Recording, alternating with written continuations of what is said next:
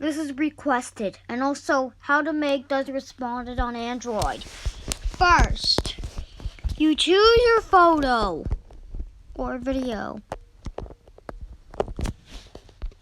Then you extract the audio.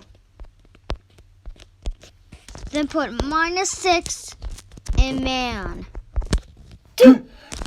And if you're on a phone, then put this to left trim, and then go to the color changer effect.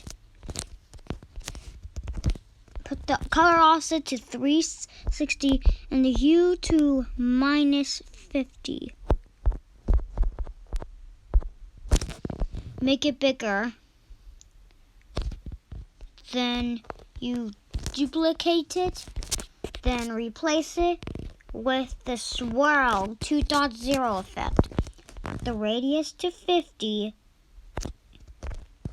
and the strength to 10. And there you go. Now let's play it.